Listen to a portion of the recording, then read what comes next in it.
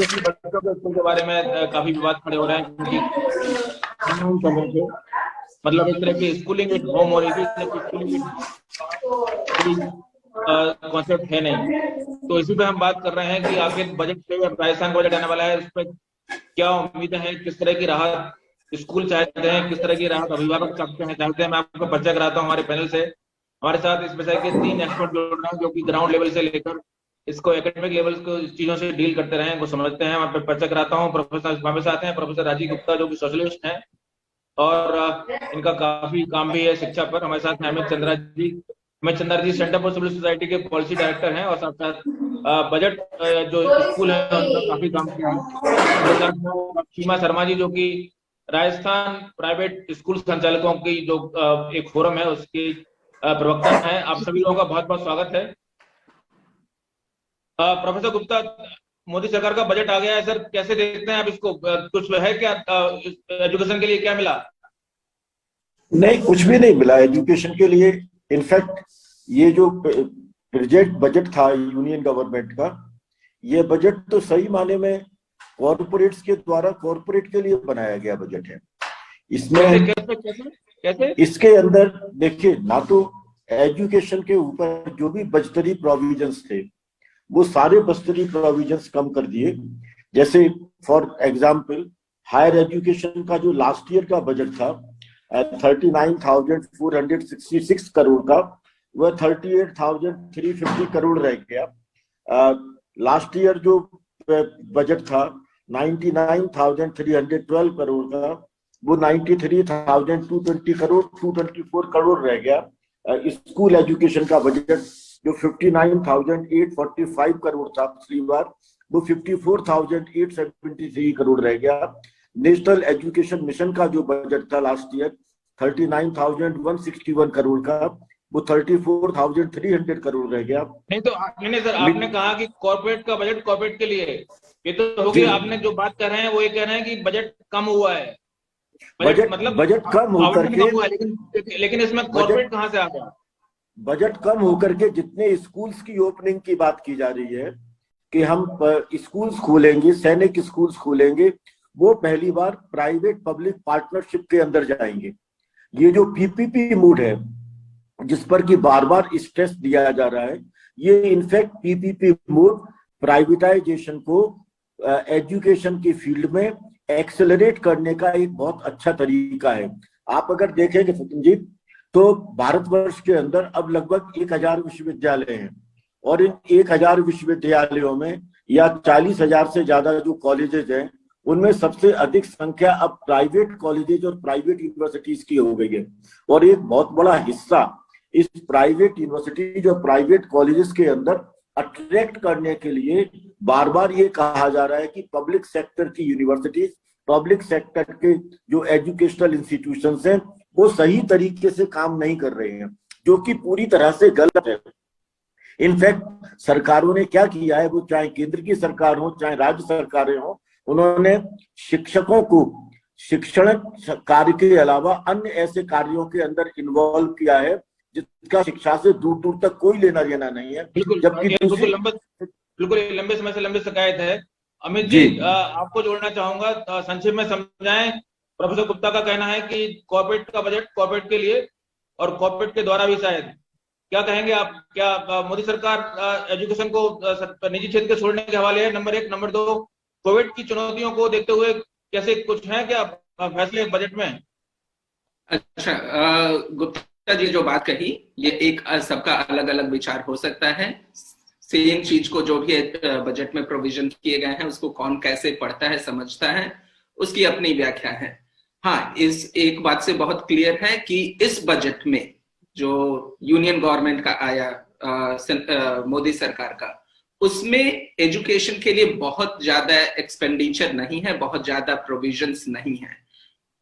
और मेरे ख्याल से समझा भी जा सकता है कि पैंडेमिक में जब इकोनॉमिक आपका इतना स्ट्रेस में है, आपका जीडीपी माइनस में ग्रोथ में जा रहा था, ऐसे समय में कहां से रेवेन्यू लाना और कहां पे एलोकेट करना so I think the current budget is completely focus on growth. So ये स्ट्रैटेजी हो सकता है कि अच्छा ये साल अगले साल पहले ग्रोथ पे फोकस करो, पैसा आए, रेवेन्यू आए, फिर वेलफेयर पे स्पेंड करो.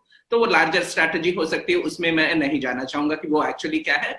बट ये क्लियर है कि हाँ, बहुत ज्यादा बातें नहीं हुई हैं. एनईपी भी पिछले साल जब इंट्रोड्यूस किया तब से पैंडेमिक में ही है, तो उसका टाइमलाइन भी स्वाभाविक है कि एक्सटेंड हो जाएगा. कुछ हुए नहीं. प्राइवेटाइजेशन की ओर बढ़ रहे हैं क्या शिक्षा में हम, बजट से लगता है आपको? प्राइवेटाइजेशन की तरफ अभी तो सरकार ने बड़े खुल के जो कह रहे हैं कि एक प्राइवेट के लिए केस बना रहे हैं. सो जो मेरी भी कुछ बातें हो रही थी, and someone very higher in the government said that they want to make an unapologetic case for privatization, meaning privatization is not bad, this is one hangover of socialist mindset that we have. तो उससे हमें तो आगे निकल के जाना है और इस पे बहुत क्लियर है. लेकिन अब जब एजुकेशन पे आते हैं तो एजुकेशन पे हाँ अभी बहुत ज्यादा नहीं है. कुछ प्रोविजंस हैं जैसे कि 15,000 स्कूलों में क्वालिटी इंप्रूवमेंट करेंगे, जो कि एक मॉडल स्कूल का काम करे और जिसको देख के बाकी स्कूलों में क्वालिटी इंप्रूवमेंट का हो. 100 से ज्यादा नए सैनिक स्कूल खोलने की बात हुई है, 750 से ज्यादा एकलव्य स्कूल खोलने की बात हुई है. तो ये सारे प्रोविजंस हैं. बजट का एलोकेशन रहा है ऑलमोस्ट सिमिलर है, जैसे पिछली बार लेट्स से 99,000 करोड़ था तो इस बार 93,000 करोड़ है, ऑलमोस्ट सिमिलर है. लेकिन जब भी बजट की बात आती है तो सबसे बड़ा मुद्दा जो मैं रखना चाहता हूँ वो ये होता है कि बजट में एफिशिएंसी कितना है, आपके एक्सपेंडिचर में एफिशिएंसी कितना है.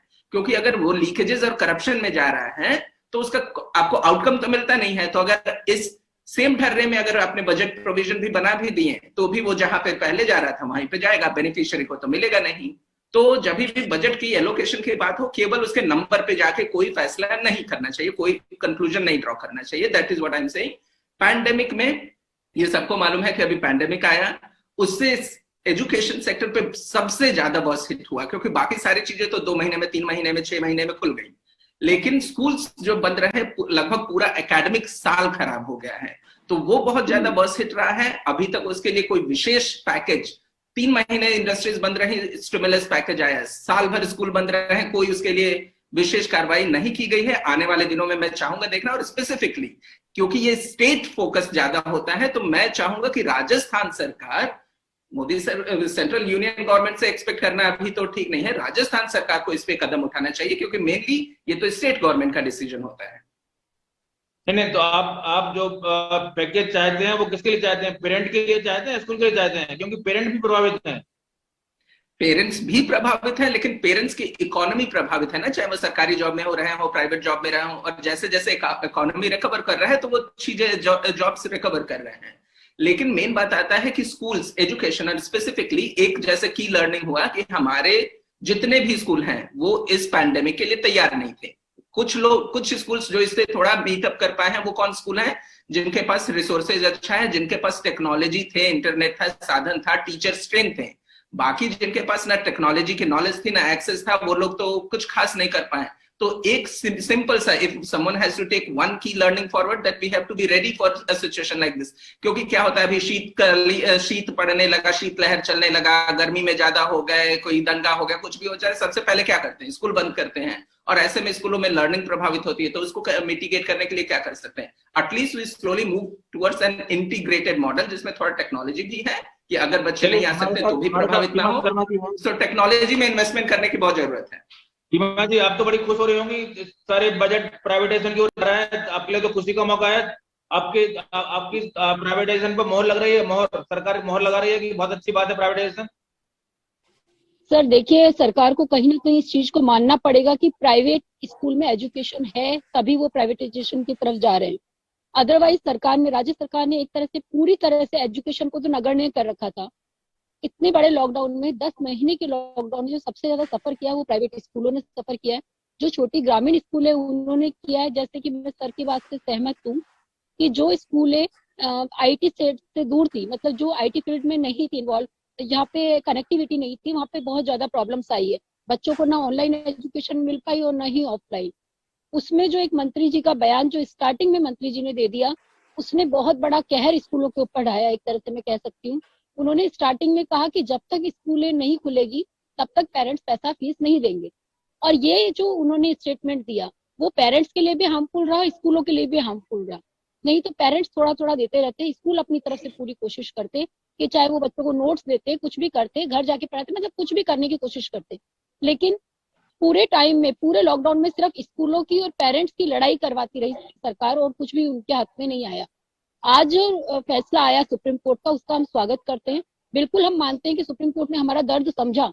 इवन आज मैं बजट से भी ये आशा करती हूँ कि जो बजट आया है उसमें प्राइवेट स्कूलों के जो टीचर्स है, जिन्होंने सबसे ज्यादा सफर किया, जिनको सैलरी नहीं मिल पाई क्योंकि स्कूलों की कंडीशन ऐसी नहीं थी, स्कूलों को अपना स्टाफ कम करना पड़ा, मजबूरी थी, जब वो खुद खाएंगे या दूसरों को खिलाएंगे। आज कई स्कूलों में, मैं कह रही हूँ छोटी से छोटी स्कूल है ना, उसके अंदर भी कम से कम 10 का स्टाफ उसके ऊपर डिपेंड होता है। सीमा जी कह रही है कि प्राइवेटाइजेशन इज गुड, तो अच्छा कदम है, क्योंकि शिक्षा वहीं पे होती है। सरकारी स्कूल में शिक्षा नहीं है, नंबर एक। नंबर दो, वो कह रही है कि सरकारी स्कूलों को मदद मिलना चाहिए, लेकिन सरकार की, उन्होंने सुप्रीम कोर्ट ने सुन ली उनकी, लेकिन अभिभावकों की कौन सुनेगा? अभिभावक भी तो जो है ना मारे गए हैं इसमें कोविड में, तो सुप्रीम कोर्ट ने तो स्कूलों की सुन ली, अब माता पिताओं की कौन सुनेगा? नहीं, आपकी बात बिल्कुल, ये जो सर्वोच्च न्यायालय का निर्णय है, यह निर्णय किसी भी दृष्टि से, जहां तक मैं समाजशास्त्र के विद्यार्थी के रूप में इसको देख पाता हूं, मुझे लॉजिकल नहीं जान पड़ता। और इसलिए इस निर्णय पर अगर पुनर्विचार की आवश्यकता हो तो बिल्कुल होनी चाहिए, क्योंकि निजी विद्यालय जिस तरह से करते चले आए हैं प्रारंभिक स्थिति से लेकर के अब तक, इनका ये जो फेस है ना, यह जिस वक्तव्य को हमारे सामने प्रस्तुत करते हैं, एक लंबे समय से ये जो निजी विद्यालय हैं, ये ना तो शिक्षकों को पूरी फीस सैलरी देते हैं, को जिस तरह, मतलब कई बार तो ये होता है कि कॉन्ट्रेक्चुअल अपॉइंटमेंट जिस तरह से किए जाते हैं, उसमें मतलब जो अपनी न्यूनतम आवश्यकताओं को भी पूरा नहीं कर पाते। और हर निजी विद्यालय एक अथॉरिटेरियन स्ट्रक्चर के साथ काम करता है। जिस तरह से शिक्षकों का शोषण वहां पर होता है, वह शोषण विजिबल नहीं है, लेकिन इनविजिबल तरीके से जो शोषण सामने निकल करके आता है, उसकी कल्पना नहीं की जा सकती। हाँ, सर वो कह रहे हैं कि शिक्षा तो हमारे यहाँ होती है, सरकार भी चाहती है कि प्राइवेटाइजेशन शिक्षा, मतलब सरकार भी मोहर लगा रही है उसके ऊपर। शिक्षा इसलिए हो जाती है क्योंकि वहां पर अगर शिक्षा का मतलब एक अथॉरिटेरियन मॉडल के अंदर सिलेबस को पूरा करना और विद्यार्थियों को किसी भी तरह से अच्छे अंक दिलवा करके पास करवा देना है, तब तो बात अलग है। अन्यथा IIT और IIM इस तरह के जो कॉम्पिटिटिव एग्जामिनेशंस होते हैं, उन कॉम्पिटिटिव एग्जामिनेशंस के अंदर सेंट्रल स्कूल्स के बच्चों की संख्या ज्यादा होती है, पास होने वाली सक्सेस रेशियो प्राइवेट स्कूल्स का सक्सेस रेशियो कम है। और दूसरा, प्राइवेट स्कूल्स जिस तरीके से अनाप शनाप फीस लेते हैं, समय समय पर एलाइड एक्टिविटीज के नाम पर जो फीस ली जाती है, उन फीस का कोई अंत नहीं है। ये जो 8 या 9 महीने का एक ये जो पेंडेमिक का दौर आया, इस पेंडेमिक के दौर में ये प्राइवेट स्कूल्स सरवाइव नहीं कर पा रहे। ये बड़े मतलब एक बड़ा सोच की बात है कि एक लंबे समय से आप विद्यार्थियों से इतनी फीस लेकर के, शिक्षकों को कम सैलरी दे करके, जिसको आपने प्रॉफिट मेकिंग एक्सरसाइज बना रखा था, उस प्रॉफिट मेकिंग एक्सरसाइज में अचानक एक कॉन्स्टेंट आया और उसका पूरा का पूरा खामियाजा टीचर्स को और अभिभावकों को भुगतना पड़ा। महाविद्यालय या विद्यालय की जो मैनेजमेंट है, जो वहां के ऑर्गेनाइजेशनल एक्टिविटी जो स्ट्रक्चर्स हैं, उन ऑर्गेनाइजेशनल स्ट्रक्चर्स को उनके लाइवलीहुड में, उनकी डे टू डे एक्टिविटीज के अंदर क्या नुकसान हुआ। मैं सिर्फ स्वतंत्र जी एक बात कहूं, जिस तरह से पैंडेमिक के दौर में जो आप कह रहे थे ना, चैलेंजेस एंड अपॉर्चुनिटीज का जो नारा दिया था, चैलेंज तो हमको मिला, अपॉर्चुनिटीज मिल गई उन 11 परिवारों को या 20 परिवारों को जिनका लाखों करोड़ प्रॉफिट बढ़ता चला गया, या जिनका अपना इकोनॉमिक एसेट्स, फाइनेंशियल एसेट्स बढ़ते चले गए। ठीक इसी तरह से मुझे कोई आश्चर्य नहीं है कि इस पूरे के पूरे दौर में प्राइवेट इंस्टीट्यूशंस के अपने जो फाइनेंशियल एसेट्स हैं in terms of other things, वो तो बढ़े हैं। हाँ, दूसरी तरफ जो नुकसान हुआ है वो विद्यार्थियों को और टीचर्स को जरूर हुआ है। और विशेष रूप से ये जो ऑनलाइन क्लासेस के नाम पर डिजिटल डिवाइड करके समाज के एक बहुत बड़े तबके को, जिसको कि आप पीपल एट मार्जिन कहते हैं, वहां के विद्यार्थियों को जिस तरह से शैक्षणिक ढांचे से बाहर किया गया है, मुझे बहुत अफसोस के साथ कहना पड़ रहा है कि जो सेल्फ सस्टेनेबल डेवलपमेंट गोल 4 के अंदर जो 2030 तक का एजेंडा जो हमारा था कि हमने ensure inclusive equitable quality education देंगे और प्रमोट करेंगे लाइफ लॉन्ग एजुकेशनल अपॉर्चुनिटीज को, लर्निंग अपॉर्चुनिटीज को। वो 2030 तक का पूरा दौर खत्म हो गया। और मैं लास्ट बात ये कह दूं, शिक्षा के क्षेत्र में और स्वास्थ्य के क्षेत्र में और सोशल और आपका पब्लिक डिस्ट्रीब्यूशन के क्षेत्र में अगर इसमें प्राइवेटाइजेशन को हम बहुत ज्यादा इंपॉर्टेंस देते हैं तो ये प्रॉफिट मेकिंग एक्सरसाइज एक्सक्लूजन की स्थितियां उत्पन्न करेंगी और भारतीय समाज जो अभी कई तरह के विभाजनों से गुजर रहा है एक और विभाजन को फेस करेगा। सीमा जी, प्रोफेसर साहब ने 2 बातें मुख्य रूप से कही हैं कि टीचर एक अलग चीज है, प्राइवेट एजुकेशन प्राइवेट स्कूल अलग चीज है। उनका जो प्राइवेट स्कूल है वो अपने टीचरों से उनको कोई वास्ता नहीं है, उनको वास्ता ना तो उनको टीचर से वास्ता है ना उनको पेरेंट्स से वास्ता है, उनको वास्ता है सिर्फ प्रॉफिट से और अपने स्कूल से। अभी हमने देखा भी है कि आप लोग खुश हो रहे हैं इस बात पे कि सुप्रीम कोर्ट ने मोहर लगा दी कि फीस मिलना चाहिए पूरी, लेकिन टीचर को पूरी सैलरी मिल रही है कि नहीं मिल रही इसकी कोई चिंता नहीं है। पेरेंट फीस दे पाएंगे ना नहीं दे पाएंगे इसकी कोई चिंता नहीं है। आपने पढ़ाया है या नहीं पढ़ाया इसकी भी कोई चिंता नहीं है। आपने कितना पढ़ाया इसकी कोई चिंता, सिर्फ इस बात की खुशी है कि हमें सुप्रीम कोर्ट ने पूरी फीस देने को कहा है, लेकिन आपको एजुकेशन हुई है इसकी कोई चिंता नहीं है। इसके बारे में कोई बात नहीं करना चाहते आप लोग? बिल्कुल बिल्कुल, मैं उसी बात का रिप्लाई कर रही हूँ। देखिए, अभिभावक हमसे अलग नहीं है, हमारे टीचर्स हमसे अलग नहीं है, हम सब एक पार्ट है, स्कूल का ये सब पार्ट है। हमारे पेरेंट्स अगर तकलीफ में है, आज तक कभी ऐसा नहीं हुआ। हर पेरेंट्स जब भी अगर एडमिशन कराता है तो ये सोच के कराता है कि मेरी जेब में इतना है तो मैं इस स्कूल में एडमिशन करा सकता हूँ। लेकिन स्कूल वाले इतने सख्त नहीं है। अगर स्कूल पेरेंट्स ने जाके ये बात कही पैंडेमिक काल में कि मेरे साथ में ये प्रॉब्लम है, उन्होंने उसको डिनाई नहीं किया, उन्होंने उनके साथ में हमेशा कोऑपरेट किया है। मैं आज हर स्कूल से जुड़ी हुई हूँ, छोटी से लेके बड़ी स्कूल तक में। ऑल ओवर राजस्थान में हम लोग घूमे हैं, हम लोग ने देखा है। मैं एकदम बड़े लेवल की स्कूलों की बात नहीं कर रही हूँ, लेकिन यहाँ पर अगर स्कूलों की बात हो रही है, जो सर कह रहे हैं कि सैलरी कम दे रहे हैं या खर्चे कम है, ये है वो है, मैं उन सब बातों का एक रिप्लाई कर रही हूँ कि एक कैटेगरी होती है, हर एक चीज की एक कैटेगरी होती है। या तो आप उस कैटेगरी को तय करें कि ये जो भी बातें हो रही है इस कैटेगरी की स्कूलों के लिए हो रही है। आप सबको एक तराजू में न तोले। जो छोटी स्कूलें हुई है, ग्रामीण स्कूलें बर्बाद हुई है, इतनी स्कूलें बंद हुई है, उन सबका क्या कुछ भी वजूद नहीं है? आज ग्रामीण में वो एक छोटी छोटी इकाइयों में वो स्कूलें थी जो बहुत अच्छी बेस्ट एजुकेशन दे रही थी कम फीस के अंदर। आप उसको देखिए। और एक जो हाई स्कूलें हैं जो बहुत बड़े लेवल पे हैं, वो एक अच्छा दे रही है। उन्होंने बहुत सारा कोशिश करी। जो इस लॉकडाउन का पीरियड था, सब लोगों ने अपनी तरफ से प्रयास करा, छोटी स्कूल से लेके बड़ी स्कूल तक में। लेकिन कई जगह ऐसा हुआ कि राज्य सरकार की कुछ बातों ने इन लोगों के बारे में स्कूल के बीच में और अभिभावकों के बीच में खाई पैदा करी। ये कुछ 2-4 पेरेंट्स कह रहे हैं, बाकी सबको ये पता है कि हमारे स्कूल हमें कोऑपरेट करते हैं। आज मेरी भी स्कूलें हैं, लेकिन मेरे पेरेंट्स हमें यही कह रहे हैं कि मैम जैसा आप कहेंगे हम वैसा चाहेंगे, क्योंकि हमें भी पता आप हमारा दर्द समझते हैं, आप हमसे दूर नहीं हैं। ये सिर्फ जो मैं एक तरह से कहूंगी नेता लोग हैं या फिर जो इस पॉलिटिक्स के लोग हैं, वो सिर्फ इन लोगों के बीच में खाई पैदा करना चाहते हैं, अदरवाइज ऐसा कुछ है ही नहीं। जब पेरेंट्स एडमिशन कराता है उसे पता है, वो पहले पूरा पूछता है भाई कितना खर्चा होगा, क्या नहीं होगा। और अगर आज आप बड़ी स्कूलों में देखें तो जो टीचर्स की सैलरी इसी रेशो के हिसाब से दी जाती है, उनको उसी तरह से फैसिलिटीज दी जाती है, उन्हें PF भी दिया जाता है, सारी फैसिलिटीज दी जाती है। टीचर जितना वो कमा रहे उस हिसाब से उनको मिल रही है सैलरी। और जितनी बड़ी स्कूल होती है, मैं आपको जस्ट एक छोटा सा एग्जांपल दूंगी। हम लोग नागौर गए थे, वहां पे एक बहुत बड़ी स्कूल थी हमारी, लेकिन वो जो संचालक था वो 3 बार सुसाइड की कोशिश कर चुका था। हमने पूछा कि आपकी इतनी बड़ी प्रॉब्लम्स तो है नहीं, आप क्यों इतना परेशान हो रहे? वो बोले मैम जितनी ऊंची बिल्डिंग दिखती है ना उतनी ऊंचे मेरे कर्जे हैं। आज मैंने 3 करोड़ का लोन लेके इस बिल्डिंग को बनाया, उसकी किस्त मैं कहाँ से चुकाऊं? बच्चों की फीस से ही वो किस्तें चुकती थी।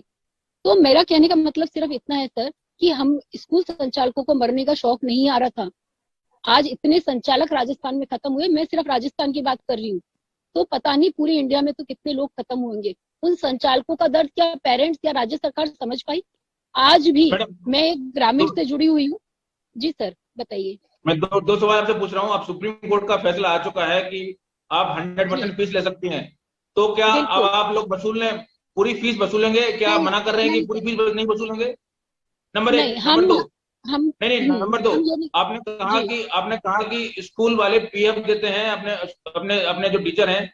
क्या आप इस बात की गारंटी ले रही हैं कि सारे स्कूल PF दे रहे हैं? क्या गारंटी ले रही है? नहीं सर, सारे स्कूल की बात नहीं कर रही हूँ मैं, ये कह रही हूँ जिन स्कूलों की सर बात कर रहे हैं, जिन बड़े लेवल पे स्कूलों की बात कर रहे हैं, मैं उन्हीं की बात कर रही कितने हूँ परसेंट स्कूल पीएफ देते हैं? कितने परसेंट स्कूल पीएफ देते हैं? सर। जब जितने जितने प्रतिशत स्कूल ऐसे हैं जो बड़ी हायर लेवल की फीस ले रहे हैं, उतने ही प्रतिशत स्कूल पीएफ भी दे रहे हैं और टीचर्स का पूरा ध्यान भी रखते हैं। जितनी वो लोग फीस लेते हैं उसी के हिसाब से टीचर्स को फैसिलिटी दी जाती है, उसी के हिसाब से बच्चों को फैसिलिटीज दी जाती है। और कोई भी स्कूल ये नहीं चाहेगा कि वो अपने बच्चों को फैसिलिटी ना दे या टीचर्स को कम सैलरी दे, क्योंकि उनके टीचर्स के जो घर है वो ठीक है, उसी से आप चलने फीस वाले हैं। वसूलेंगे क्या? 100% फीस वसूलेंगे क्या आप लोग अब? 100% फीस वसूलने वाली बात बिल्कुल भी नहीं है। मैंने पहले भी कहा था, अभिभावक हमारा एक अंग है, हमारा पार्ट है, हम उन्हें अपने से दूर नहीं मानते, हम जानते हैं उनकी परिस्थिति कैसी है। लेकिन जो अभिभावक सक्षम है, जो दे सकते हैं उन्हें देनी चाहिए, और जो नहीं दे सकते हैं वो अपना जो भी है लेटर पे लिख कर दें कि हमारी ये कंडीशन है, हमारी लॉकडाउन में ये नौकरी थी और इस समय हम लोग इस परिस्थिति से गुजर रहे हैं, तो हम लोग उनकी बात को समझेंगे बिल्कुल। और कोई भी हम लोग को आपका इतना मतलब है, आपका मतलब है पेरेंट आपके सामने आके अपना अपना रोना रोए? रोना रोने वाली बात नहीं सर, अपनी प्रॉब्लम्स बताने वाली बात है। ऐसे तो सब पेरेंट्स कह देंगे हमारी प्रॉब्लम्स है, तो मैं कह रही हूँ हम जानते हैं पर्सनली, हम हर तो क्या पेरेंट्स को जानते हैं। स्कूल के लिख के देंगे कि उन्होंने अपने टीचर को सारी पूरी सैलरी दी है? सर पूरी नहीं, जितनी हमारे स्कूल का पास लिख के फीस आ रही है, मैं वही कह रही हूँ। एजुकेशन दी है, स्कूल लिख के देंगे बिल्कुल एजुकेशन दी है उन्होंने? बिल्कुल बिल्कुल स्कूल लिख कर देंगे। अगर हमारे पास भी 60% पैसा आ रहा है, हम 60% सैलरी देंगे, 70% पैसा आ रहा है 70 देंगे, 100 आ रहा है 100 भी देंगे। अगर आप पूरी फीस ले रहे हैं तो स्कूल लिख के देंगे उन्होंने पूरी एजुकेशन दी है पूरे कोविड में? सर मैं वही तो कह रही हूँ, वही तो चैलेंज है कि स्कूल के पास ऑर्डर आ गया है कि आप 100% ले सकते हैं, पर क्या पेरेंट्स 100% फीस देगा? ये भी तो एक सवाल है ना कि 100% आप तो कह रही है ना कि अगर लिख के देंगे तो नहीं लेंगे, मतलब स्कूल वाले पेरेंट आपके सामने आके रोए कि हमारे पास, हमें माफ कर दो, हमारे पास फीस नहीं है, तो आप माफ कर देंगे उन्हें? सर रोना रोने वाली बात नहीं है। अगर आपकी सही में प्रॉब्लम है तो आप, हमें भी पता है ना कौन पेरेंट्स कैसा है। हम ये थोड़ी ना कह रहे हैं कि भैया आपकी कंडीशन क्या, आपकी कंडीशन क्या है, हम आपसे पूछ नहीं रहे हैं। आप आकर सिर्फ एक एसोसिएशन के उनके हाथ में, आप स्कूल के हाथ में बता दें कि भाई हमें ये प्रॉब्लम चल रही है, कोई बात नहीं, इट्स ओके। हमने 60% पहले डिसाइड किया, सरकार ने उसका भी स्वागत किया था, 70 किया उसका भी करा था, और 100 किया आज उसका भी स्वागत है। हम कभी भी लिचड़ नहीं है कि भाई होना ही चाहिए, हम पेरेंट्स की हर बात को समझते हैं। अमित जी, आप मैडम कह रही हैं कि सरकार जो है ना लड़ा रही है पेरेंट और टीचर को, उन्हें कोई लड़ाई नहीं है, और अब उनको जो है ना हक है पूरा की फीस लेंगे पूरा, और जो नहीं देना चाहता उसको लिख के देना होगा। सच होगा क्या? सच है, सही ऐसा होना चाहिए? नहीं, देखिए, ना ऐसा होना चाहिए और ना ही ऐसा होता है, क्योंकि भाई प्राइवेट स्कूल्स जितने भी हैं वो चलते हैं एक बिजनेस मॉडल पे, चाहे वो फॉर प्रॉफिट हो या ना हो, चलते तो एक बिजनेस सस्टेनेबल मॉडल पे ही है। और उनको मालूम है कि उनको बिजनेस मॉडल पे चलने की अनुमति कहाँ है? हाँ, वही मैंने बोला ना कि वो फॉर प्रॉफिट हो या नॉट फॉर प्रॉफिट हो, वो उसको आप एक कटाक्ष की तरह ले सकते हैं। लेकिन कहने का मतलब है कि एक बिजनेस मॉडल की तरह ही चलता है ना, कोई भी काम हो तो उसका एक फाइनेंशियल प्लानिंग होती है कि कितने पैसे हमारे पास आएंगे, कितने स्टूडेंट्स हैं, कितना मेरा इन्वेस्टमेंट है, कितना मुझे सैलरी देना है, कितने अलग एक्सपेंडिचर है, वगैरह वगैरह। और अगर आपके किसी भी रीजन से कोई भी प्राइवेट वेंचर हो, उसमें गुडविल इंपॉर्टेंट होता है। अगर आपको लगता है कि कल को हमारे कस्टमर चले जाएंगे, हमारे बच्चे, हमारे पेरेंट्स, हमारे नेगेटिविटी फैल रही है, तो वो अपने बच्चों, पेरेंट्स क्या करते हैं, बच्चों को कहीं भेजते हैं, वो ट्रस्ट के साथ भेजते हैं।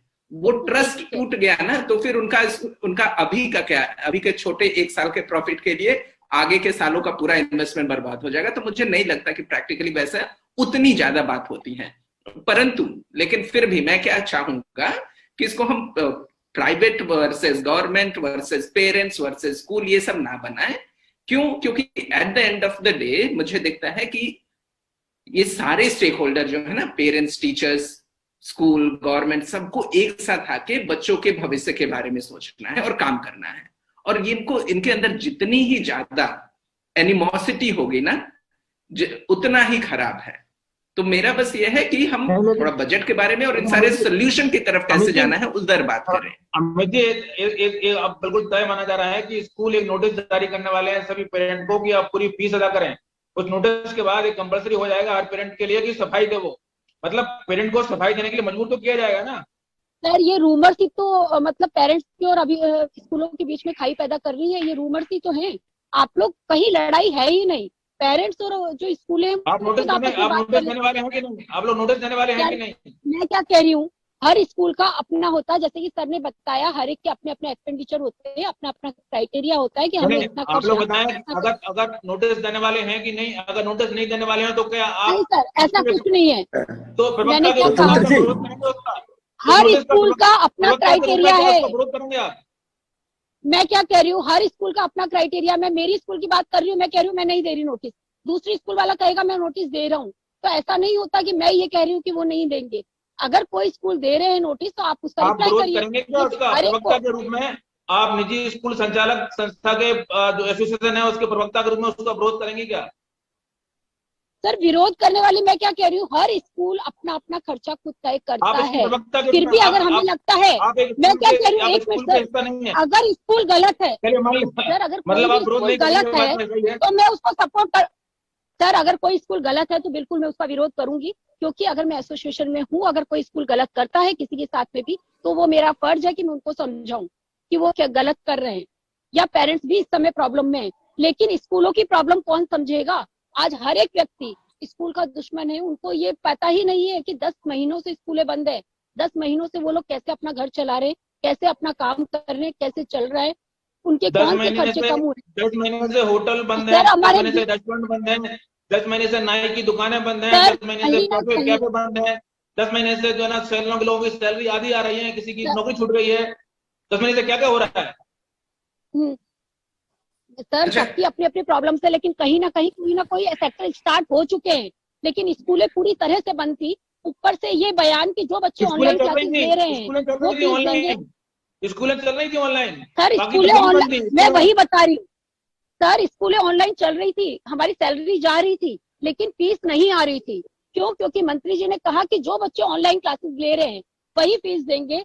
उसका नतीजा ये निकला कि बच्चों की पढ़ाई का लॉस हुआ, क्योंकि सब पेरेंट्स पहले ऑनलाइन क्लासेस ले रहे थे। आज मैं एज ए स्कूल संचालक यदि हूँ, अगर मेरे पास में 4 बच्चे पढ़ रहे हैं ऑनलाइन में, तो भी मेरे टीचर को मुझे सैलरी देनी है। अगर 40 बच्चे पढ़ रहे हैं, प्रोफेसर गुप्ता, अगर जैसे सुप्रीम कोर्ट ने कहा कि आप 100% फीस दीजिए, तो क्या पेरेंट को भी ये हक नहीं है कि 100% एजुकेशन मिले? उसको भी तो ये सर वो हमें कवर करना पड़ेगा। सर वो हमें ही कवर करना है, कैसे भी करके कवर करना है। इन 3 महीनों में टीचर्स के ऊपर कितना हेडेक है आप समझ सकते हैं। जो बच्चे बिल्कुल साफ होकर आए हैं, जिन पेरेंट्स ने अपने बच्चों को अंगुली पकड़ना भी नहीं सिखाया है, और इसमें सबसे ज्यादा जो इफेक्ट हो रहे हैं ना बच्चे, वो प्राइमरी विंग के हैं। जो बच्चे नर्सरी से केजी में आए थे, जिन्होंने सिर्फ आपका कहना है कि पेरेंट ने अंगुली पकड़ना बच्चों को नहीं सिखाया? नहीं सिखाया ना, वही तो बात है ना सर। पेंसिल पकड़नी भी हम लोग सिखाते हैं, और हम लोगों ने जो सिखाया बच्चा वो भी भूल चुका है। इन 10 महीनों में पेरेंट्स, इनका कहना है कि सारा सब कुछ स्कूल में ही सिखाया जाता है, अब तो बच्चे जो है ना सब भूल जाएंगे। और सच्चाई अगर पेरेंट्स आप हैं तो आप बताइए सर, क्या आज एक केजी का जो बच्चा आया है, जो नर्सरी से केजी में ट्रांसफर हुआ है हमारे पास में, क्या बच्चा जो एबीसीडी लिखना सीख चुका था वो आज भूला है कि नहीं भूला? क्या हमें शुरुआत से सारी चीजें सिखानी पड़ेगी या नहीं सिखानी पड़ेगी? मैं हर चीज का जवाब, ऐसा नहीं, सब पेरेंट्स, जैसे कि स्कूलें अलग अलग है वैसे ही पेरेंट्स भी हर लेवल के हैं। जो पढ़े लिखे पेरेंट्स है वो थोड़ा बहुत ध्यान देते होंगे, पर मैं अभी यहाँ पे जो आपका ध्यान आकर्षित करना चाह रही हूँ, एक बहुत बड़ी साइड में करना चाह रही हूँ। 20% पेरेंट्स ऐसे होते हैं जो बच्चों पे पूरा ध्यान देते हैं, लेकिन 80% पेरेंट्स ऐसे हैं जो नहीं केयर कर पाते अपने बच्चों की, जिनको खुद भी कईयों को पढ़ना लिखना नहीं आता, या उनके पास में समय नहीं होता है, या घर में जॉइंट फैमिलीज होती है, वहाँ ऐसे बच्चे ज्यादा है स्कूलों के अंदर, और ये हम लोगों को फेस करना पड़ा है। थोड़ा सा बताएं कि क्या अब हमें भी पेरेंट को भी 100% एजुकेशन का अधिकार होना चाहिए? नहीं, नंबर 1। नंबर 2, इन्होंने कहा कि बिल्कुल आपकी बात, हाँ, आप पूरी बात करें।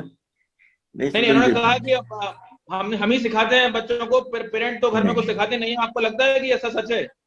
नहीं, पेरेंट्स की उतनी ही भूमिका होती है जितनी की विद्यालयों के अंदर शिक्षकों की भूमिका होती है। रादर जिस तरह का इस वक्त एजुकेशन सिस्टम जनरेट किया गया है, पर्टिकुलरली प्राइवेट स्कूल्स के द्वारा, जो एक्स्ट्रा क्यूरिकुलर एक्टिविटीज के माध्यम से, उसमें पेरेंट्स के ऊपर दबाव ज्यादा है, शिक्षक के ऊपर तुलनात्मक रूप से दबाव कम है। ये तो एक पूरे के पूरे एजुकेशन सिस्टम की और पेडागोजी की बात है, जिस पर कि हम लोग एक बहुत लंबी चर्चा कर सकते हैं। मैडम तो प्रवक्ता है प्राइवेट स्कूल्स के ऑर्गेनाइजेशन का। एक बहुत छोटा सा सवाल मैडम से मैं पूछूं, पैंडेमिक के पहले प्राइवेट स्कूल्स क्या टीचर्स को पूरी फीस टीचर्स को पूरी सैलरी दे रहे थे? कभी इन्होंने सोशल ऑडिटिंग की क्या प्राइवेट स्कूल्स के अंदर जाकर के कि शिक्षकों को कितनी फीस दी जा रही, शिक्षकों को कितनी सैलरी दी जा रही है, और विद्यार्थियों से समय समय पर किस किस मद के नाम पर कितनी फीस इकट्ठी की जा रही है?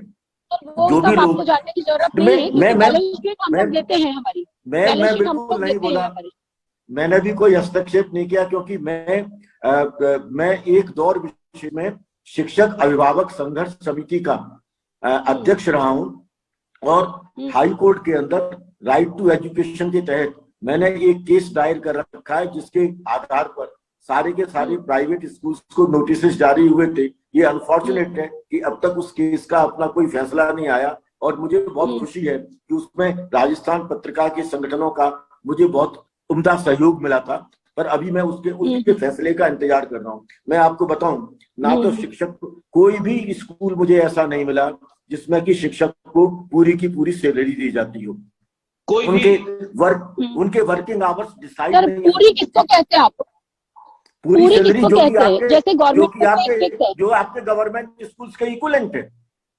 आप जब गवर्नमेंट स्कूल के सुनिए, मेरी बात तो सुन लीजिए मैम। एक बार अगर गवर्नमेंट से आप तुलना कर रहे हैं ना, तो गवर्नमेंट ने क्या हमारे टीचर्स को तनख्वाह दी?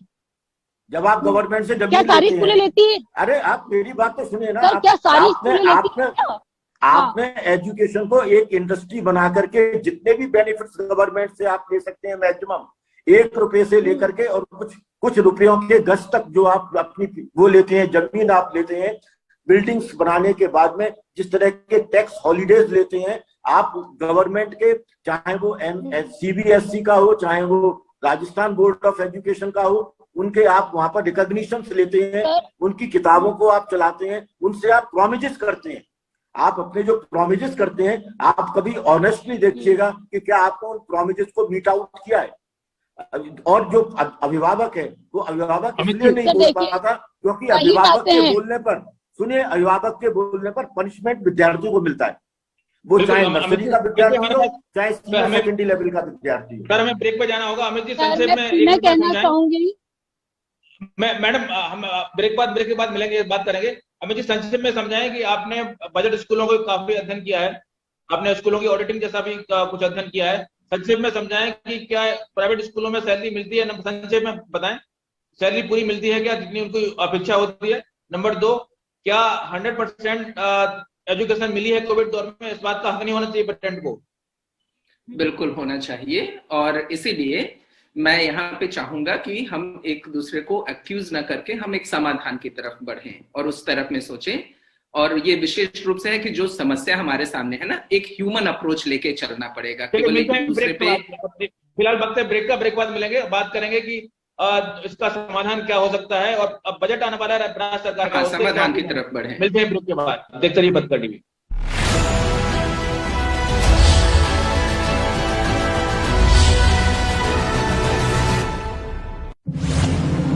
कोरोना ने बिगाड़ी अर्थव्यवस्था सारी, महामारी के बाद पहले बजट की बारी, क्या है सरकार की तैयारी? सरकार से राहत मांग रहे व्यापारी, क्या बजट से उतरेगी महंगाई की खुमारी? बजट से पहले विशेषज्ञों के साथ रायशुमारी, कैसा होना चाहिए बजट? पत्रिका टीवी करेगा पड़ताल। देखिए कैपिटल टॉक रोजाना सुबह 8:30 और रात 10 बजे सिर्फ पत्रिका टीवी पर।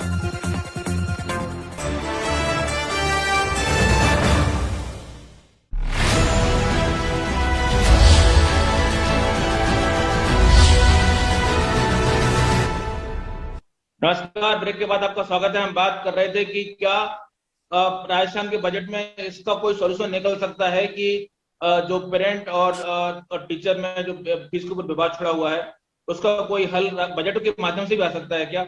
और एजुकेशन सेक्टर को इस दौर में राजस्थान के बजट से क्या राहत मिल सकती है?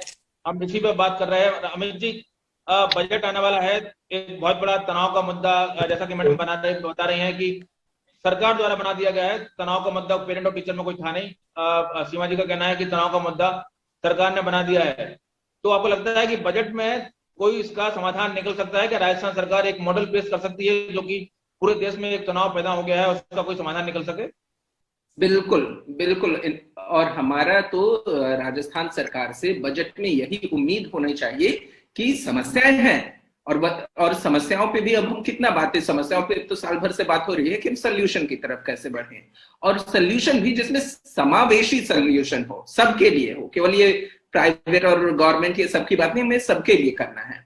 अभी का आज का अगर सिचुएशन देखें और जो अभी डिबेट भी हो रही थी उसमें हम पूरा डिस्कशन जो जैन साहब और सीमा जी कर रहे थे उसमें क्या था, कुल मिला जुला के एक मेन बात है, लर्निंग लॉस हुआ है बच्चों में, चाहे वो सरकारी हो चाहे प्राइवेट हो।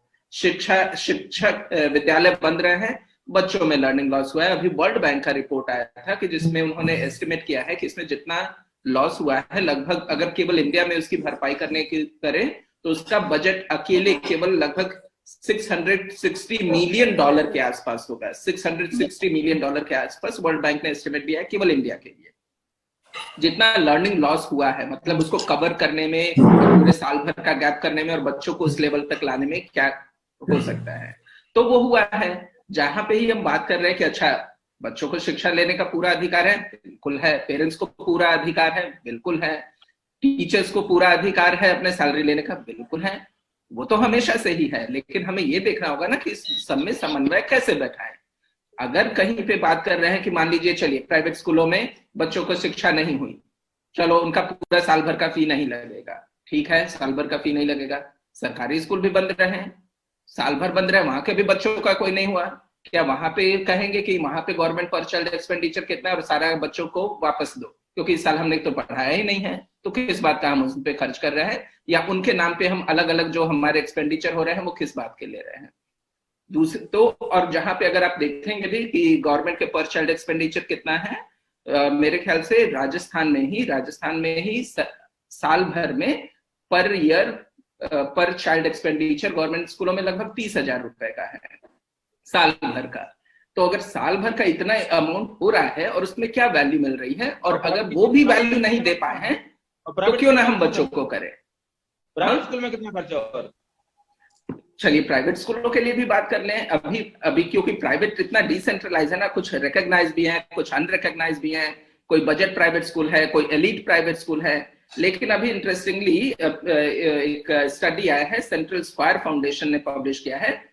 उन्होंने जितने सर्वे किया है उसमें बोला है कि जितने भी प्राइवेट स्कूल हैं देश में, उसमें से 45.5% schools charge a monthly fee below ₹500. 70% private schools charge per month below 1,000 and 90% private schools charge below 2,000 rupees. तो जिनकी हम बात कर रहे हैं और तुलना में लग जाते हैं कि मान लीजिए DPS है, दिल्ली पब्लिक स्कूल है, वसंत वैली स्कूल है, ऋषि वैली स्कूल है, वो उनका एक अलग कैटेगरी है। मैं पूछ रहा हूँ, छोटों का अलग है। आपने कहा कि सरकार पर चाइल्ड 30,000 खर्च करती है, प्राइवेट स्कूल पर चाइल्ड कितना खर्च करते हैं, इसका कोई अनुमान है क्या? मैंने अभी तो दिया कि 90% 2,000 रुपए महीने से कम लेते हैं, उसका मतलब कि 12 दूनी के 24,000 साल का लेते नहीं। खर्च कितना करते हैं एक पर चाइल्ड के ऊपर? अच्छा, वो एक्सपेंडिचर है, खर्च करते हैं, उसमें मान लीजिए कि उनका 20% भी अपना अलग से जो सेविंग रखते हैं डेवलपमेंट फंड में, 20% 30%, तो उस हिसाब से मान लीजिए कि 1,500 रुपए खर्च करते होंगे 2,000 में से। ओके, हाँ, तो कहने का मतलब है कि मुझे कतई इससे मतलब नहीं है कि पढ़ाने वाला प्राइवेट है, कोचिंग है, सरकारी स्कूल है, PPP है, क्या है। मैं एज ए पेरेंट्स कंसर्न हूं मेरे बच्चे की पढ़ाई, मुझे जो देगा मैं वहां पे जाके पढ़ाने के लिए तैयार हूँ। कुल मिला जुला के लर्निंग लॉस हुआ है, उसको कवर करना है, हर जगह करना है, सरकारी में करना है, प्राइवेट में करना है, अजमेर में करना है, जयपुर में करना है, हर जगह करना है, रूरल में करना है, अर्बन में करना है, हर जगह करना है, और उसके लिए बजटरी प्रोविजन की जरूरत होगी। दूसरी बात मैंने कहा कि ये सारी चीजें ना, ये एक बार हो गया पैंडेमिक, क्या गारंटी है कि कल को नहीं हो रहा है, और वेरिएंट्स आ रहे हैं, हम कौन जानता है कि यहाँ पे एक वायरस चाइना में लेट्स से उत्पन्न हुआ, दूसरा अमेरिका में हो रहा है, तीसरा यूरोप में हो रहा है, चौथा हमारे घर में ही हो रहा है, तो कल को फिर भी हो सकता है। Are we ready to take this up as the challenge? कैसे बनाएंगे? उसके लिए हमें इंटीग्रेटेड लर्निंग सिस्टम बनाना होगा, टेक्नोलॉजी में इन्वेस्ट करना होगा, उसके लिए बजटरी प्रोविजन की बात करें। अमित जी, आपने ये नहीं बताया कि बजट में क्या हो सकता है सॉल्यूशन, बजट से सॉल्यूशन हो सकता है क्या? जी बिल्कुल, सोल्यूशन ये हो सकता है कि एक, जो मैं बार बार कह रहा हूं कि सरकारी इंफ्रास्ट्रक्चर को ठीक करना होगा, ठीक में टेक्नोलॉजी का एक अहम रोल होगा। तीसरे, टीचर्स को हमें अपने आज के टाइम से नए ढंग से ट्रेनिंग करने होंगे। चौथा, नई शिक्षा नीति आ गई है, उसका रिकमेंडेशन आ गया है, उसके हिसाब से भी आमूलचूल परिवर्तन करने हैं, नया करिकुलम डिजाइन करना है, नया ट्रेनिंग होगा, बीएड का मॉड्यूल पूरा चेंज हो जाएगा। तो उस हिसाब से बड़े प्रोविजंस आपको रखने होंगे, और वो प्रोविजन कैसे लाएंगे, इसी पे बजट का फोकस होना चाहिए। और विशेष तौर पे मैं चाहूंगा कि अशोक गहलोत जी पहली बार मुख्यमंत्री नहीं है, 3 बार से हैं, और अभी एक बहुत अच्छा एग्जाम्पल सेटअप कर सकते हैं। He is best position to do this. मैं अभी सिर्फ बजट में ये चाहूंगी कि जो स्कूल है अभी तक बिल्कुल ओपन नहीं हुई है, 5th तक के स्कूलों की स्पेशल बात करूंगी, जो 5th तक की ओपन नहीं हुई है, उनके लिए गवर्नमेंट कुछ सोचे, क्योंकि न तो उनके पास में अभी बच्चे आ रहे हैं, ना उनके पास में फीस आ रही है, और वो अभी सबसे ज्यादा बुरे दौर से गुजर रहे हैं। दूसरा, जो सर ने अभी बताया था, अमित जी ने, उनकी बात से पूरी तरह सहमत हूँ कि जो स्कूल है 500, 2000 से नीचे फीस ले रही है पर मंथ, उनके ऊपर थोड़ा सा सरकार फोकस करे, उनके टीचर्स के ऊपर फोकस करे, क्योंकि अगर स्कूल दे पाएगी, बिल्कुल 100% टीचर्स को सैलरी देना चाहेगी, लेकिन इस समय सरकार को सोचना चाहिए, जब उन्होंने पूरे पैंडेमिक काल में अपने गवर्नमेंट टीचर्स का ध्यान रखा, तो प्राइवेट टीचर्स भी उनका अंग थे, उनको उनका भी ध्यान रखना चाहिए था। कुछ नहीं, पूरी सैलरी नहीं, कुछ अंश तो उनको भी देना चाहिए था कि चलो स्कूलें अभी इस समय नहीं कर पा रही, हम बाद में कुछ सोचेंगे, लेकिन अभी उनका दायित्व भी सरकार के ऊपर है, क्योंकि वो भी वहां के नागरिक है। तो जो चीजें नहीं सोची गई, मैं चाहूंगी कि इस बजट में सोची जाए। 5th तक के स्कूलों को प्रमोट किया जाए, जो स्कूलें बिल्कुल खत्म हो चुकी है उनको प्रमोट किया जाए, ग्रामीण स्कूल है जो बिल्कुल बर्बाद हो गई है उनके लिए कुछ सोचा जाए, जो बच्चों की एजुकेशन खत्म हो गई है, मैं ये नहीं कह रही हूँ, सबसे ज्यादा जो लॉस हुआ है वो हुआ है बच्चों को, उन बच्चों की एजुकेशन को किस तरह से वापस हम पटरी पे ला सकते हैं, क्योंकि अभी भी नर्सरी से 5th तक की स्कूलें कब खुलेगी उसके बारे में कुछ नहीं कहा जा रहा है। तो मैं चाह रही हूँ कि अगर वो खुलती है तो फिर उसका क्या क्राइटेरिया होना चाहिए, किस तरह से उसका कोर्स होना चाहिए। ऐसा नहीं कि डायरेक्टली उनको प्रमोट कर दिया जाए। अगर प्रमोट नहीं करते हैं तो फिर उन बच्चों का साल अगर बिगड़ता है तो अगले साल के लिए क्या तैयारी होनी चाहिए, सभी चीजें यहाँ पे विचारनी है, और इन बातों को सोचना एक बहुत बड़ा काम है जो हमें करना ही चाहिए, हमें सोचना चाहिए, क्योंकि बच्चे हमारा भविष्य है। अगर ये बच्चे 1 साल पीछे जाते हैं, इसका मतलब बच्चों को बहुत बड़ा लॉस हो रहा है। तो हमें इसके बारे में सरकार को और हम सबको, एजुकेशनिस्ट को, सबको मिलकर सोचना ही पड़ेगा इस बारे में। बिल्कुल प्रोफेसर गुप्ता, शिक्षा जो है मुख्य रूप से राज्य का विषय है, तो राज्य सरकार के बजट से आप क्या उम्मीद करते हैं कि किस तरह की घोषणाएं हों कि बजट में कोविड के बाद जो स्कूलों की हालत है उसमें कुछ राहत मिले, और कुछ आउट ऑफ द बॉक्स आपको लगता है कुछ होने वाला है? देखिए विष्णु जी, एक तो मुझे लगता है कि जो सर्वोच्च न्यायालय का निर्णय है ना, उस सर्वोच्च न्यायालय के निर्णय को अभी मैडम कह भले ही रहे हैं, लेकिन कोई भी निजी स्कूल उस निर्णय को नहीं मानेगा, मैं ये नहीं मान सकता।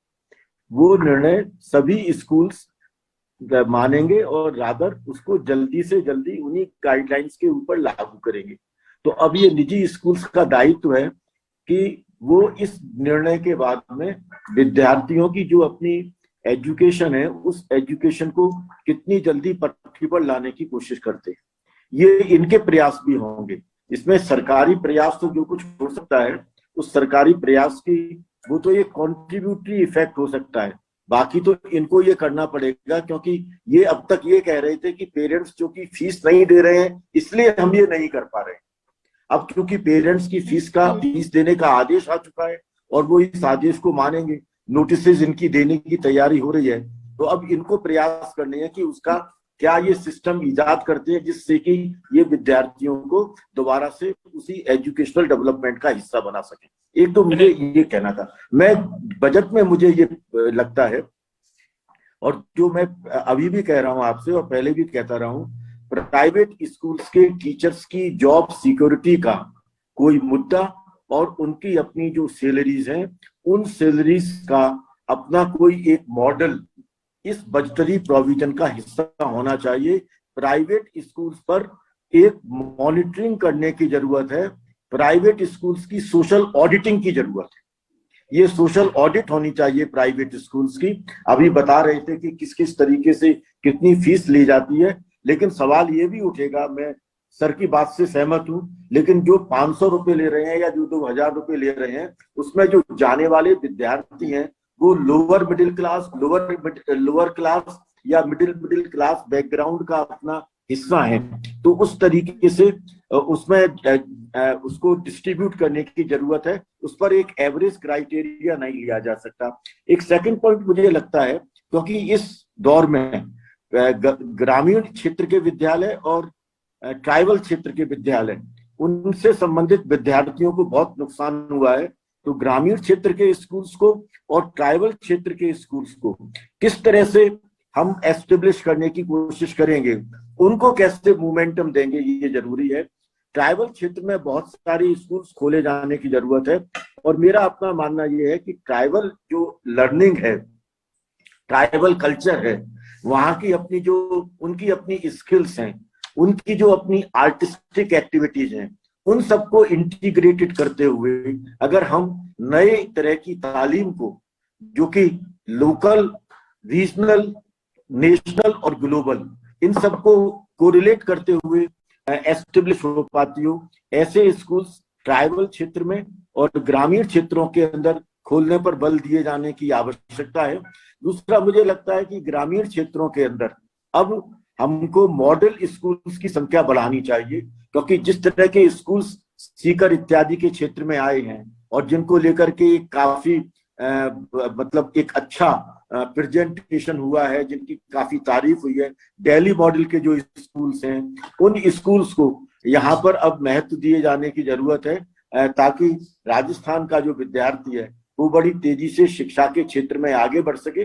दूसरा ये कि जो हमारे यहाँ यूनिवर्सिटीज हैं, अलवर में है, सीकर में है, ये भरतपुर के अंदर है, बीकानेर के अंदर है, इन यूनिवर्सिटीज में स्वतंत्र जी अभी तक कोई कैंपस इन्होंने नहीं खोला है। और कोई भी यूनिवर्सिटी बिना कैंपस के चल नहीं सकती। कैंपस के अंदर सब्जेक्ट्स खोले जाने चाहिए, कैंपस में रिक्रूटमेंट होने चाहिए, वहां पर पीजी की और रिसर्च की एक्टिविटीज की जानी चाहिए। और इसके लिए जरूरी है कि हर यूनिवर्सिटी का रेजिडेंशियल स्ट्रक्चर मजबूत करने के लिए वहां पर फंड का लोकेशन हो।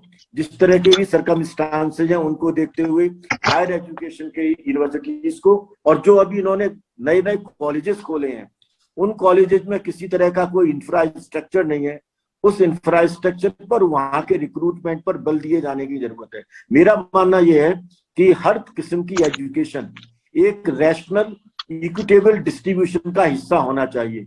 शिक्षा समानता को उत्पन्न करे, शिक्षा असमानता को उत्पन्न ना करे, ये हमारा लक्ष्य होना चाहिए। और मुझे लगता है कि राजस्थान की जो सरकार है और विशेष रूप से अशोक गहलोत जी का अपना जो दृष्टिकोण रहता है शिक्षा के प्रति, मुझे लगता है उसको देखते हुए एक समानता मूलक शिक्षा, जेंडर स्पेसिफिक एजुकेशन और इक्विटेबल जो डिस्ट्रीब्यूशन है उसको महत्व देते हुए बजटरी प्रोविजंस आने चाहिए। अगर सर मेरा मानना यह है कि ग्रामीण में मॉडल स्कूलों की कहीं जरूरत नहीं है, क्योंकि ग्रामीण में बहुत कम फीस में 500 से 1000 रुपए मासिक फीस में प्राइवेट स्कूलें बहुत अच्छी एजुकेशन दे रही है।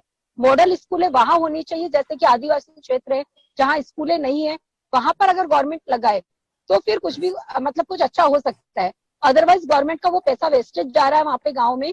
और दूसरा, बेरोजगारी को न्योता दे रही है गवर्नमेंट।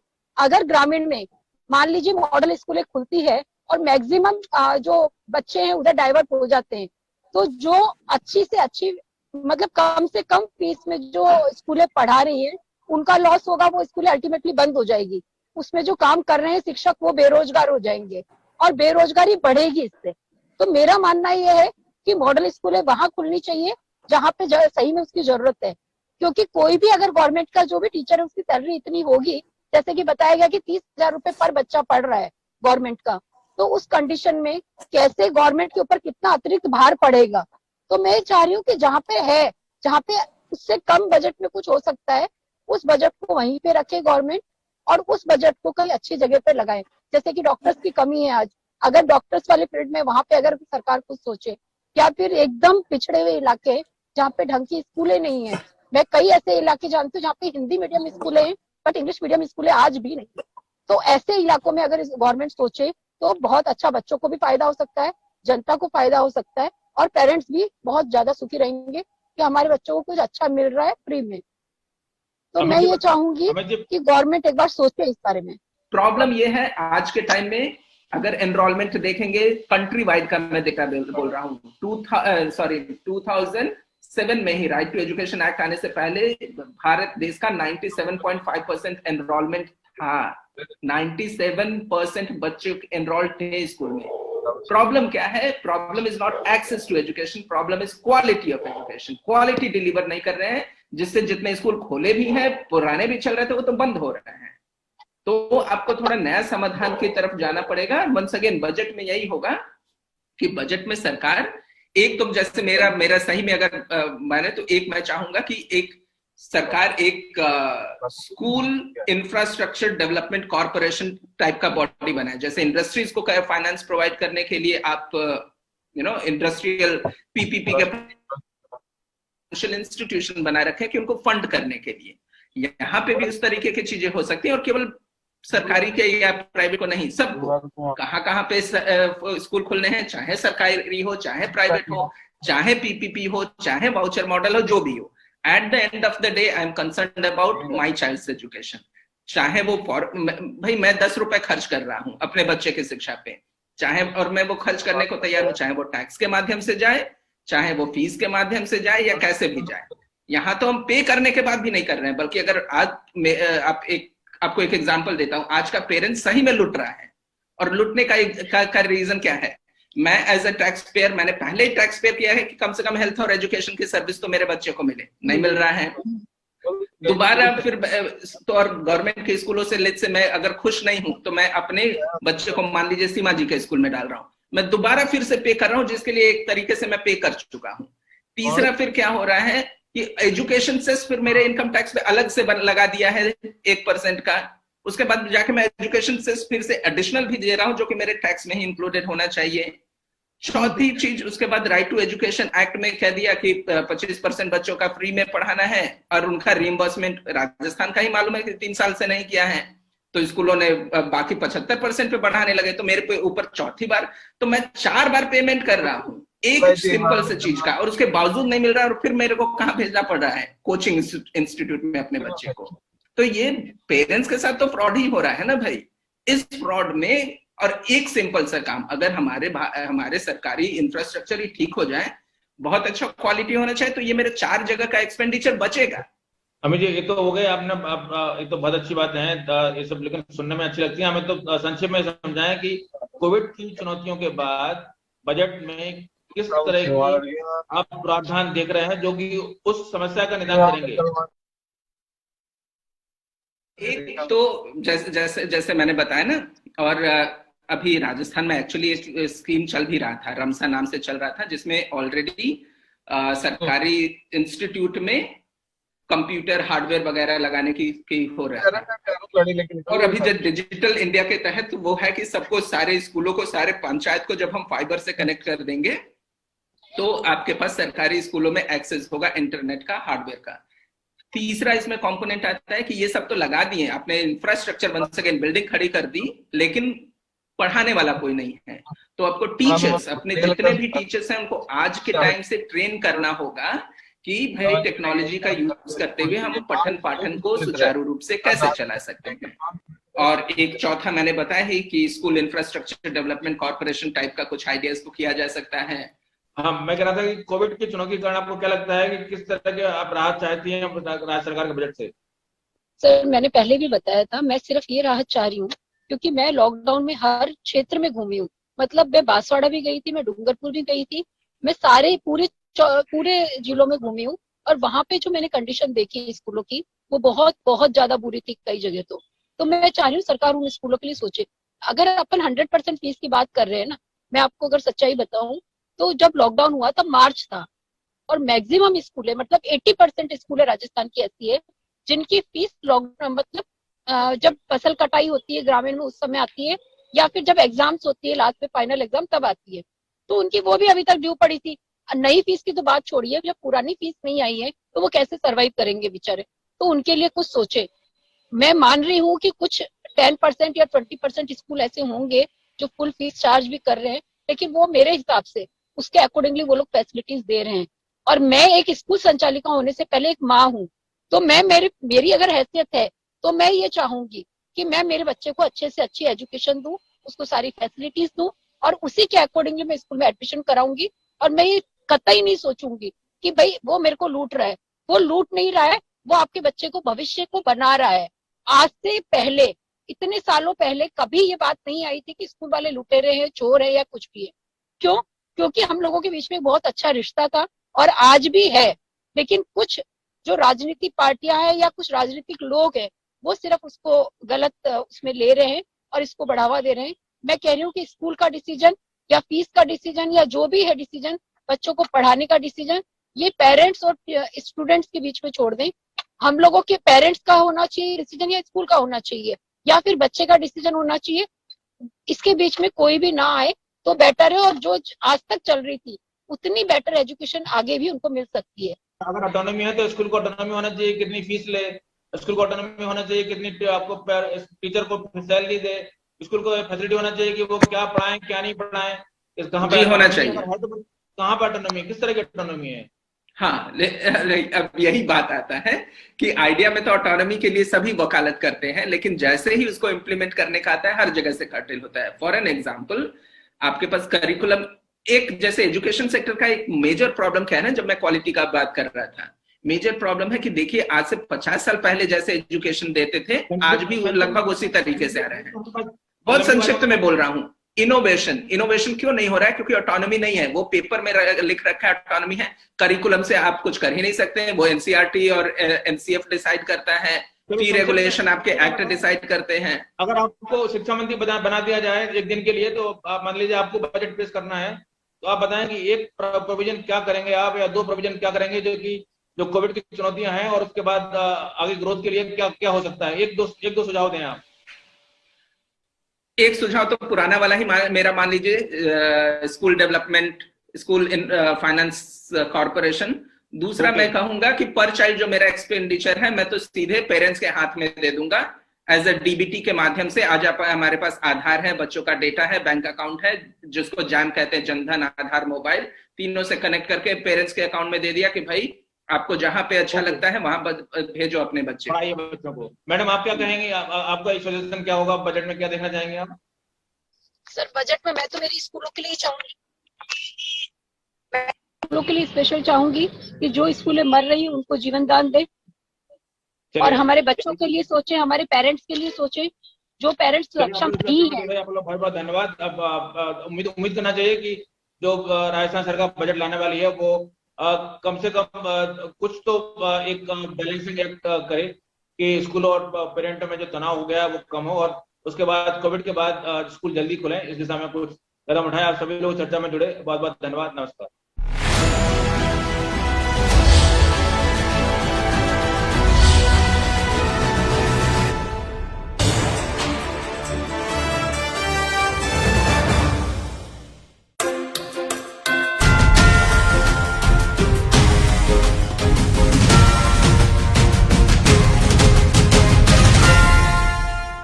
नमस्कार, पत्रिका प्राइम टाइम डिबेट